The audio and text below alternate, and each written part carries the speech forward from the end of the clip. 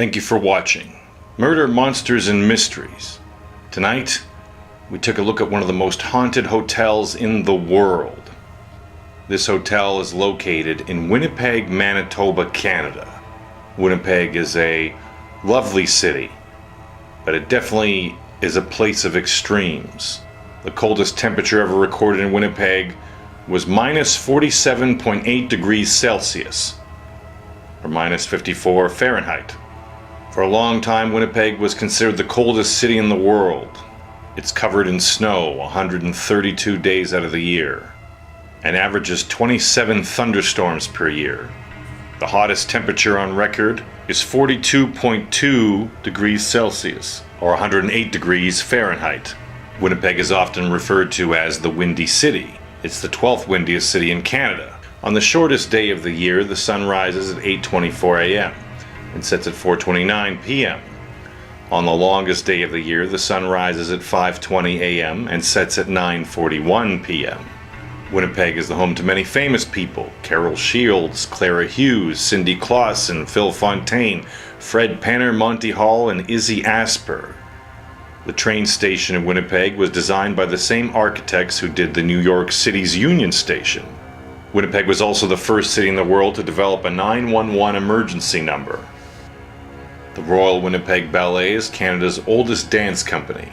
It's also the longest continuously operating ballet company in North America. And it's the home to a very opulent, well-designed, and beautiful hotel, the Fort Garry.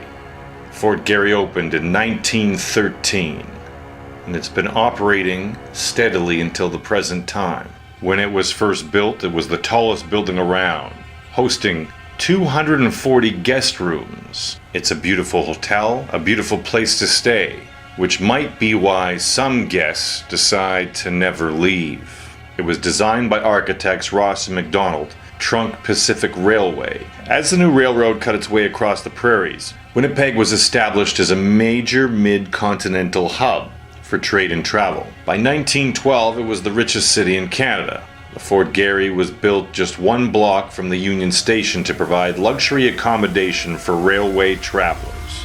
In recent times, hotel employees have spotted supernatural events themselves. One such event sounds like this.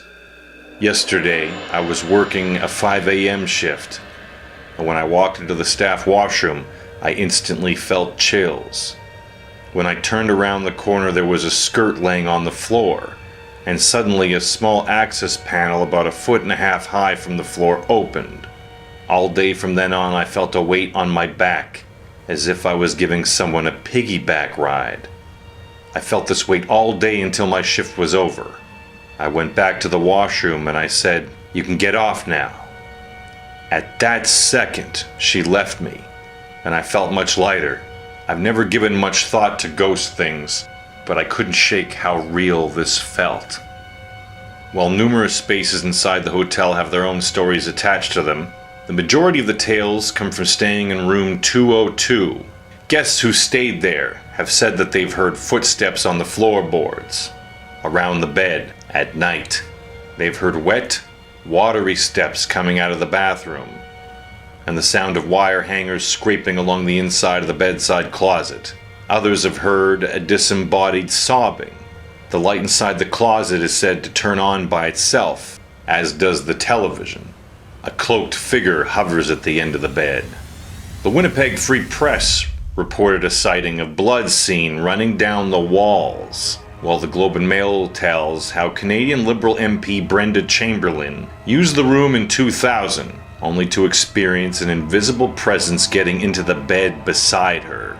Miss Chamberlain, otherwise an outspoken skeptic, said it was like somebody was settling into position next to me, like my husband, only lighter.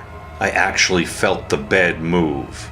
According to the Toronto Star, there's a certain woman who regularly stays at the hotel and always asks for room 202, where she says she's visited by a ghost in a white ballroom gown. Why is there activity in room 202? Stories vary from one telling to the next, but most describe a young woman who took her own life in the room after receiving news of her husband's death. He'd been hit and killed by a tram car, or run over by a horse, it's unclear. In her grief, she hanged herself in the bedside closet. Other ghosts seen at the hotel include a spectral singer seen in the Palm Room Lounge, the ghost of a long-dead performer who had allegedly been shot in the head. Some people report feeling a physical pain in their head when the ghost is nearby. In the Broadway Room, staff and guests have reported sightings of a phantom diner. One journalist invited a psychic to come to the room, and in their investigation, using paranormal detection devices and dowsing rods, they believe they communicated with the ghost. Using the rod to ask the ghost yes or no questions, they asked the woman from 202 what years she'd lived there. By listing a series of dates, they came to the conclusion that she was there in 1941.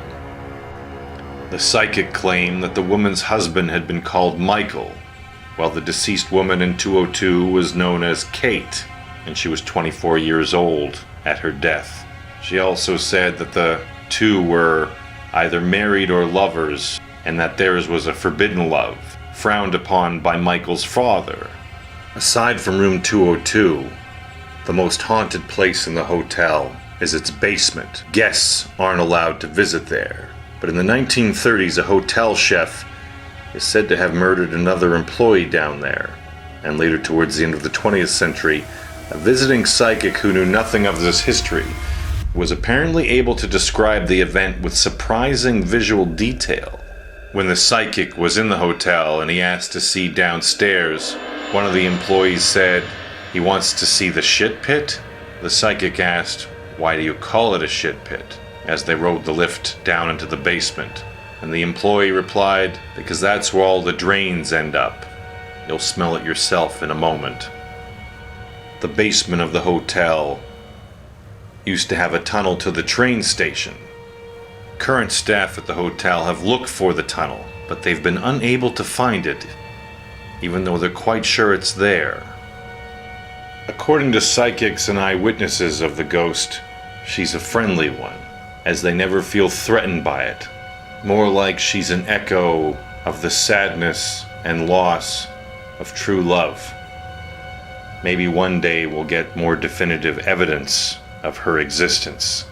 Maybe one day she'll find peace. Thank you for watching Murder, Monsters, and Mysteries. If you enjoyed tonight's video, please like and subscribe, as we'll be uploading more regularly.